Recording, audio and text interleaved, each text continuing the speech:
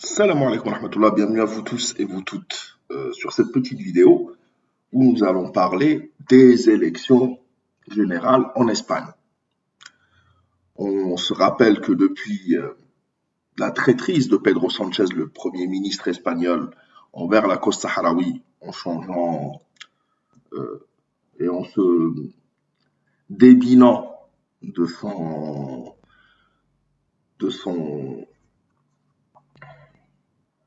de ses responsabilités plutôt en tant qu'ancien colonisateur et d'avoir livré le peuple sahraoui et les terres sahraouis à un régime dictatorial sans consulter le peuple sahraoui, depuis qu'ils ont fait un changement de politique, sûrement parce que le Mahrez ayant espionné le téléphone de Pedro Sánchez doit avoir des dossiers lourds sur lui qu'il n'assume pas. Depuis ce jour-là, l'Algérie a suspendu l'accord d'amitié entre l'Espagne et l'Algérie, justement, et réduit au minimum nos importations de la part de l'Espagne et tout commerce avec l'Espagne, ce qui a causé beaucoup de problèmes, mais là n'est pas le sujet. Beaucoup de problèmes pour les Espagnols. Le sujet est que depuis cette décision, une crise sans précédent s'est ouverte pour le Parti socialiste, toujours les mêmes, espagnols, et Pedro Sánchez a dû annoncer des élections anticipées, et on l'avait dit. L'Algérie t'a tendu la main, t'a voulu nous mordre le bras, tant pis pour toi. Et on avait dit que sa chute allait venir à la suite de ce qu'il avait fait. Et voilà que donc les élections ont été annoncées pour dans 23 jours, je crois, 3 semaines. Il y a eu déjà un débat entre les deux principaux candidats, qui est Pedro Sánchez pour la gauche et Feijóo pour la droite. Et la question du Sahara occidental et de la soumission de Pedro Sánchez au Mahrez et au service marocain a été soulevée à différentes reprises durant un débat qui a eu lieu la semaine dernière, qui a été un scandale, puisque Pedro Sánchez s'est débiné et a fui toutes les questions concernant le changement de position de son gouvernement sur le Sahara occidental.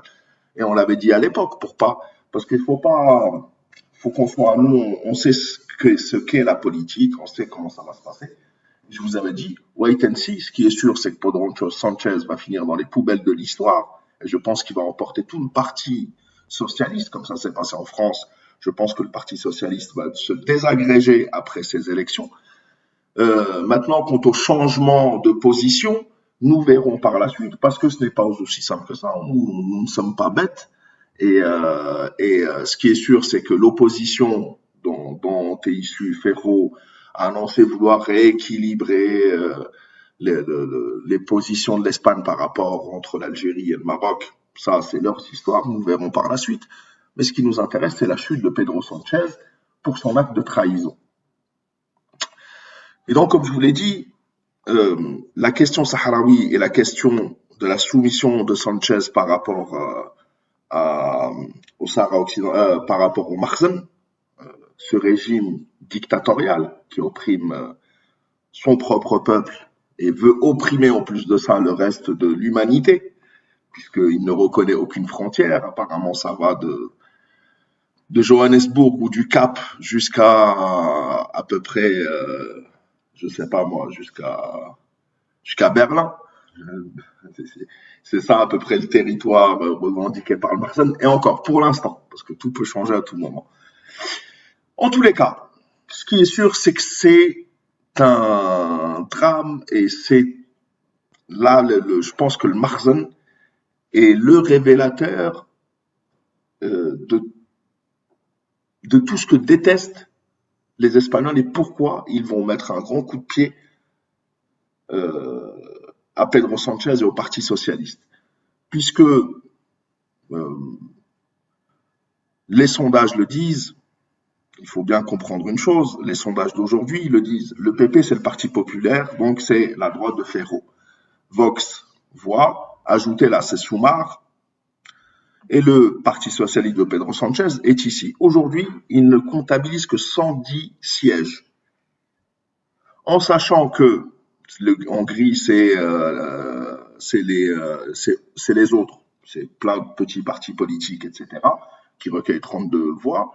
Et parmi ces autres, justement, se trouve par exemple le parti ouvrier, El Parte Obrero, qui a fait scandale puisqu'il a diffusé ça. Tout le monde ne parle que de ça depuis des heures en Espagne, puisqu'il a lancé une affiche qui n'est pas très. Pourtant, c'est la gauche, hein, le parti ouvrier.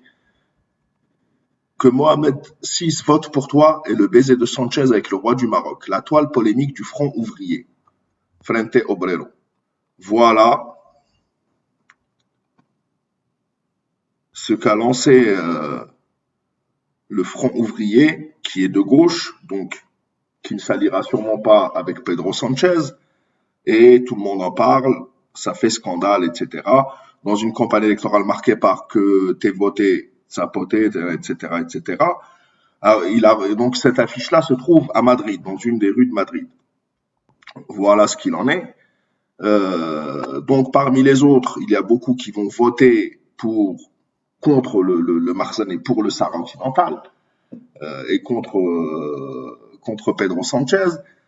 Parmi la gauche, donc Soumar ajouté, celui qui a été traduit en ajouté, ils ont 33 voix, mais chez Soumar, la présidente du parti Soumar a défendu le droit à l'autodétermination, au référendum d'autodétermination du peuple sahraoui. Donc même cette gauche-là ne s'alliera pas sur ce sujet-là, en tous les cas, avec Pedro Sanchez, même s'il venait à gagner. Ce qui fait que le camp des normalisateurs ou des traîtres à la cause sahraoui se réduit à seulement le Parti socialiste espagnol, et je pense que ça ne va même pas rassembler tout le monde, parce qu'une fois qu'il aura perdu le pouvoir, Pedro Sanchez, je pense que le Parti socialiste reviendra, en tous les cas une partie des socialistes reviendront à une position beaucoup plus claire. Donc parmi Soumar, comme je vous l'ai dit, qui est de gauche, qui recueille 33 voix, pour la première fois, je pense que c'est ici, pour la première fois, Tesh Sidi, retenez bien ce nom, Infobae, Tesh Sidi, aux portes de l'histoire, en étant le premier député sahraoui, la première députée sahraoui. Le roi du Maroc est un dictateur de chantage qui subjugue l'Espagne, et elle fait partie de Soumar. La femme née dans les camps de réfugiés sahraouis peut entrer dans l'histoire de la politique espagnole grâce à sa candidature avec Soumar aux prochaines élections générales. Donc, la majorité de l'Espagne vomit le Marzane, vomit Pedro Sanchez, et quoi qu'il arrive, est-ce qu'ils reviendront sur la décision de Sanchez ou pas? Ça, nous verrons par la suite. Ce qui est sûr, c'est que nous avons promis la déchéance et les poubelles de l'histoire à Pedro Sanchez, et que tout va bien, il se dirige tranquillement vers son conteneur, où il terminera sa vie politique en tant que déchet. Voilà, je voulais vous parler un petit peu de ce qui se passait en Espagne. Donc c'est J-23. Et nous suivrons un peu plus tard le reste. Ce qui est sûr, c'est que cette affiche-là, elle est très très très violente. Salam alaikum wa rahmatullah, la patrie ou la manou. Merci beaucoup d'avoir suivi le live et je vous dis à très très bientôt.